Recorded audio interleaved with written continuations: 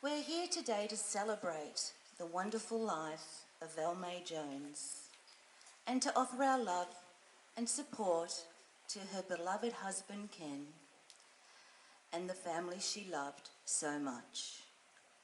Lisa and her husband Dave, Bree and her husband Brad, and Kylie and her partner Ben, and of course her 4 dearest grandchildren, Caden, Reuben, Alani and Camille. My name is Pam Lewis and I'm a civil celebrant. Ken and his girls want to thank those friends and neighbours who have kindly reached out, offering help and support in many ways over the past difficult 2 weeks. It has been really appreciated, so thank you to all those people.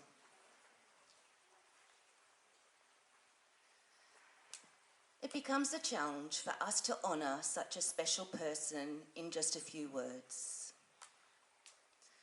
We have all been incredibly saddened by Valmai's passing on the 26th of February. Valmai was only 66 years old, and it was just 1 month before her 67th birthday. So once again, to Valmai's family, we do offer our most sincere sympathy as we all struggle to grasp just how you'll come to terms with your incredible loss. Yet we're also very lucky as we draw such incredible inspiration from her life. And having known Valmai, a brilliant, yet private, loyal friend and loving individual who loved her husband and family deeply, we feel quite privileged. Ken and Valmai met when they were just 17. They became soulmates and loved life side by side for 50 years together. Valmai Annette Jones was born here in Cowes on Phillip Island. It was the 23rd of March in 1954. She was the 3rd child of parents Jack and Eileen, and little sister to Adele and Denise, who have joined us here today from Tasmania. As we celebrate and remember this life so well lived on this monumentous day, we will hear Valmai's story through contributions from those people who she loved the most and knew her the best. Ken and Valmai's daughters, Lisa, Bree and Kylie, have so many wonderful memories of many, many special times spent with their mother, who they all agree was a source of inspiration, and not only in everything that she did, but the way that she did it and the way she did it. Valmai encouraged and nurtured their potential in all that they chose to do. She encouraged each of the girls to find the things they were passionate about and inspired them to achieve their own vision and goals. And it's because of Valmai's constant love and support of Lisa, Bree and Kylie that's made them into the wonderful girls that they are today. It's now that I'd like to invite Valmai's loving husband Ken and the 3 beautiful girls up here to share some memories of this lovely lady.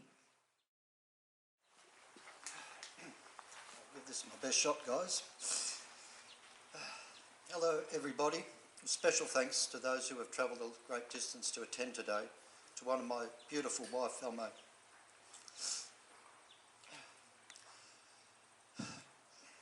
You've heard of love at first sight? Well, that's what happened to me when I laid eyes on her at a dance in Wonthaggi in 1971. Apparently she found a bloke from Oakley with long hair halfway down his back, wearing a hippie clothes attractive. Did concern Valmai's dad, Jack, when I first met him, and I proceeded to take his daughter to Queensland, travelling and sleeping in our VW combi. Took a while for Jack to say to Valmai that Shocko, as I was an electrical apprentice, wasn't a bad bloke, and they he thought I would look after her, and he approved finally. Valmai was my whole world, and I feel extremely blessed to have shared my life with her. She was not only my lover, my wife and mother to our three beautiful daughters, Lisa, Brie and Kylie, but also my best friend, business partner and confidant.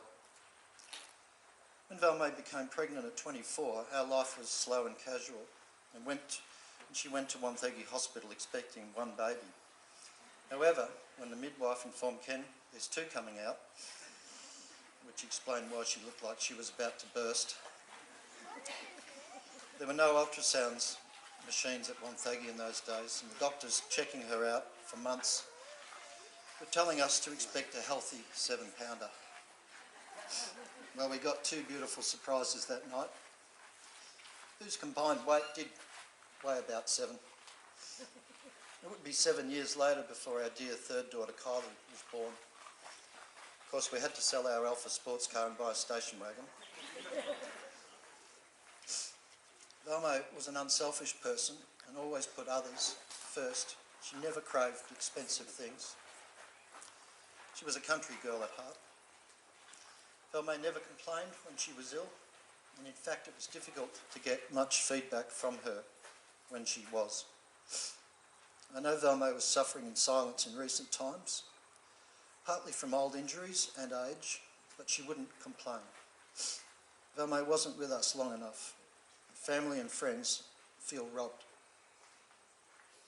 Only recently she said to me how much joy she had from past 7 years of helping to raise our 4 beautiful grandchildren.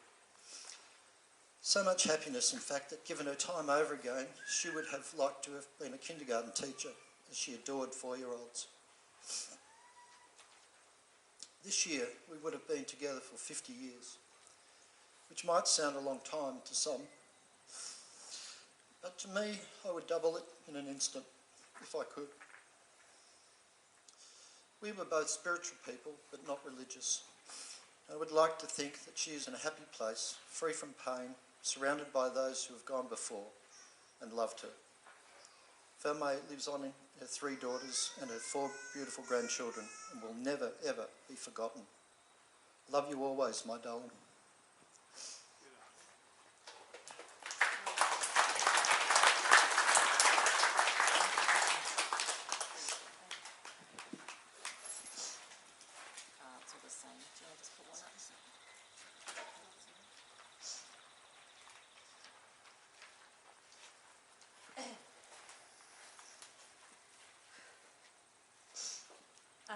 We are so grateful that Mum was our mum. When we were young, we took for granted that she was always there with complete love and warmth. As we got older and started our own families, she was our example of the mother we wished to become. As kids, we were fortunate that Mum worked for the family business, so had the flexibility to always be there for us. Whether it be at school drop-offs, volunteering in the school canteen, cheering us on at our many sporting events, or supporting us while we panicked trying to finish that last-minute school assignment.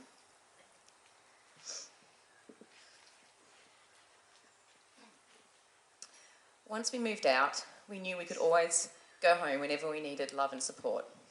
She was there for us when we were nursing a broken heart, or dropped out of uni, or even had a bad day at work. Just unconditional love. Mum really came to life when she became a grandma, finally, according to her. She only had to wait until she was 59. She lived for her grandkids, and even though they're so young and maybe not even born yet, she will live on through the stories we continue to tell them. Mum had an amazing memory and told us many stories. She would tell us stories about her dad, who passed away before we were born, and her early life in San Remo. She shared stories of growing up in the fish and chip shop and sneaking lollies with her friends. She had an adventurous childhood, chasing lightning storms and even bringing home a snake in a jar, which Grandma was not thrilled about. She researched our family tree and was very proud of her Irish ancestry. She loved that there was a few convicts in a mix. Family was everything to her. Mum meant the world to each of us. She'll be missed every day. And this poem reflects a little bit about how we're feeling.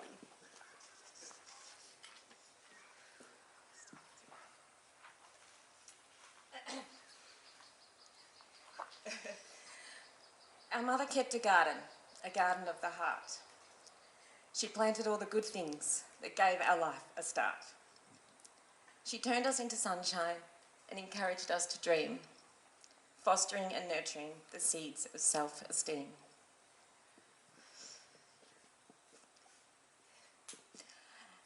And when the winds and rain came, she protected us enough, but not too much she knew would need to stand up strong and tough. Her constant good example always taught us right from wrong, marking out our pathway to last our whole life long. We are our mother's garden. We are her legacy. And we hope today she feels the love reflected back from family. Thank you.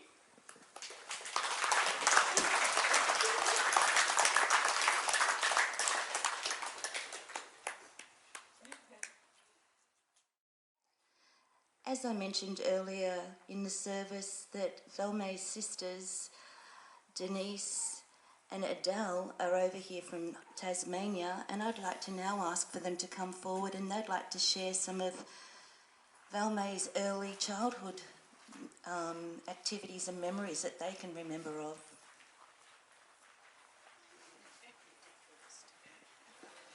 Right. Well, it's really nice to have this opportunity to actually say some nice things about Valmai. You know, we were fortunate that we grew up with her, but she was a lot younger than us. 7 years difference in my age and Valmai's, and 6.5 years with my sister. 5.5, okay, she wants to be younger. Right. The first we knew about that Mum was having another baby, we were delighted. Another little sister. We went to the doctors with my mother one day, and she said, and the doctor said to us, "Oh, well, you might get a little brother this time." And Denise and I were horrified. So we basically said to the doctor, "If it's a little boy, we will throw him over the bridge." Fortunately, it was a little girl, and we were delighted. Yes. One of the things that we heard about earlier was the snake story. The snake story goes on, actually, because although my mother put the snake into a bottle, the snake went to school the next day, and there it stayed on the shelf with enough preservative for years and years, until the whole snake basically disintegrated within its surrounds, and then it was removed. But the snake story really is that Valmai went to the local pond. There was a bit of a dam just down the road, and she found this little snake, and so she picked it up and brought it home. Well, you can imagine the horror. Mother's going, But anyway, so that was the earlier part of the snake story. There was another memory that I have, which Mum and Dad were going out for the night, and I was the eldest, and they said, "Right, you can all have a chocolate for tonight."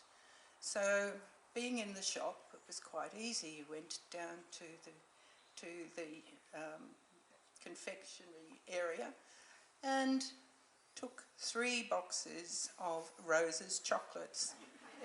We had one each.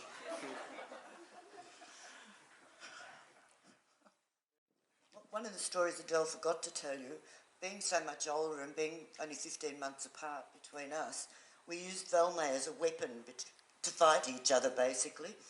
And we'd try and get Valmai on side, because that meant we were 2 against 1, and you got your way. I must say Adele got most of it, but I put a good effort in. What have I got on my notes here? Of just one example of how kind she was and how she would go along with anything.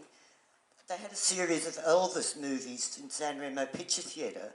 I was about 15, which makes her about 9, and she came with me and sat through every Elvis movie day after night, because I wasn't allowed to go alone. So we dragged Valmai in on it. And that was just one example of many I could give you. One other thing, I was delighted to be asked by Ken and Valmai to give her away at their wedding. Our father had just been deceased, and I was just very pleased that I had the privilege of standing by her as she moved on into a new life with Ken by her side, and we've heard lots of lovely stories of how that worked out. And finally, when Mum was sick and old, Adele and I were in Tasmania, and really Valmai was absolutely wonderful. She did everything for our mother as she was elderly, and we'd like to acknowledge that fact to you all and to thank all of the family very much for that. Thank you.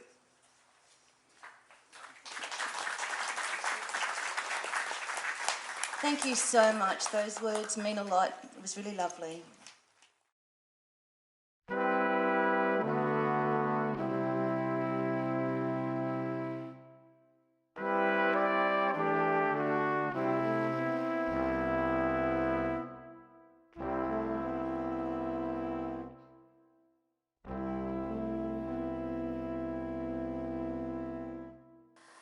Valmai was definitely a lady who had an enormous amount of love to give.